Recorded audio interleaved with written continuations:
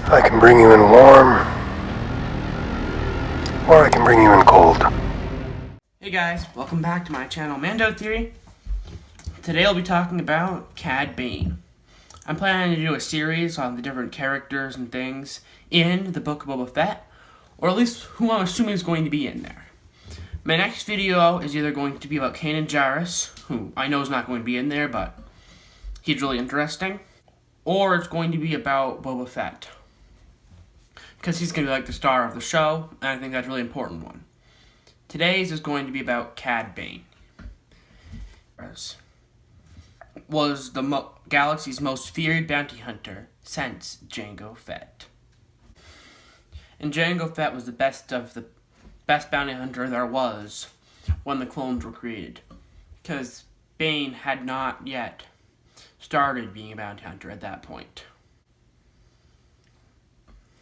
I was going to do this in different sections, so I was going to start off with a section of his strengths, another one of how basically his speed, a third of his skill, and a fourth of different adventures he had. Some of them, the more important ones. It would be like a couple hour long video if I was to explain all the adventures he went on. Let's start off out of the video. For his strength, we see in the Clone Wars that he can easily snap the neck of a Senate guard. Looked without even trying, which shows how incredibly strong he is. He also could easily overpower Obi-Wan Kenobi when Obi-Wan was without his lightsaber, which shows why Cad Bane was the galaxy's best Jedi killer, and why he was hired by the Sith multiple times to assassinate Jedi and senators. He also took out several clones and Ahsoka all at once, by himself. One of my favorite parts of gear that he has on him are his electric shock gauntlets. They're strong enough to knock several Jedi out at once. Well, he's completely unaffected because of the gauntlets insides, which are some material that make it so he's not affected by the shock. One thing that shows how... Another thing that I find is really cool about him is how he was able to fight with like all the really strong Jedi and survive, and a lot of times beat them. Like how in another episode of the Clone Wars, we see him restrain Anakin long enough for Bane to escape. Part of how Bane was able to defend against the Jedi was he had gauntlets on his arms that had bunches of tiny gadgets like ropes. He didn't have a flamethrower like the Mandalorians did, but he had knockout gas and shock gauntlets, like I said earlier. That's part of what helped him survive against the Jedi for so long. That and his jet boots. Now we're going on to how the speed section. He was able to dodge a blaster shot that had been deflected by Anakin, and it was a dodge normal blaster fire and lightsaber strokes, which shows he must have been at least somewhat sensitive with the Force, not strong enough to use it, but enough to see when attacks were coming and dodge out of the way or defend against them.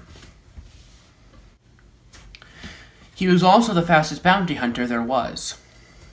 He outdrew the fastest bounty hunter, Jango Fett, when he was just barely starting into his bounty hunting career, and he just grew more powerful from there.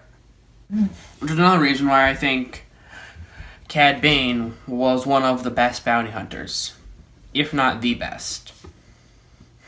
If him and Jango Fett were to go head-to-head in a fight, when they were both as strong as they could be, I believe Cad Bane might have stood a chance at winning that fight.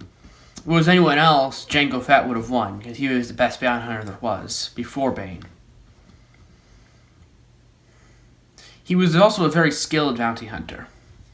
He infiltrated the Jedi Temple and the Senate building multiple times. The first time we see him doing that is to hold the Senate hostage, to make the Chancellor release Zero, the Hutt, because he was hired by the Hutt Council. The other time he infiltrated the Jedi Temple was he was hired by Darth Sidious to steal a holocron from the Jedi vaults. Only Jedi Masters, certain ones, are allowed in there to even look at the holocrons, because of how powerful they are, and how strong the Force need to be to use them. Basic holocrons, what was used for all Jedi knowledge. But the more advanced ones were the ones that did not have the data on them and needed a special piece to work. After Bane stole the holocron and escaped, his shapeshifter was caught and told the Jedi who it was, and they had a lead on tracking him down. But by the time they found him, he had already captured and killed the Keeper of the Crystal. It was a Kyber crystal that had all the Force-sensitive child's names engraved into it, and could only be read by the Pacific Jedi holocron that was stored in the vaults.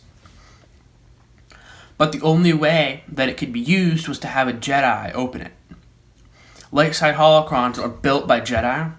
The Sith could not open. The same thing goes for Sith holocrons that the Jedi did not build. The Jedi could not open them. So he kidnapped Ahsoka and forced Anakin to open it for him, while he threatened Ahsoka with being sucked into space. After he did that, he escaped and kidnapped several of the Force-sensitive children for Sidious to run experiments on. Before Sidious got too far into doing that, however, Obi-Wan, Mace Windu, Anakin, and Ahsoka rescued the children and brought them back to their parents. While he was doing this, he impersonated a Jedi so that the parents of the children thought that they were taking them to the temple. But in reality, he was taking them to Darth Sidious. Another really cool thing about him, I think, is his dropship.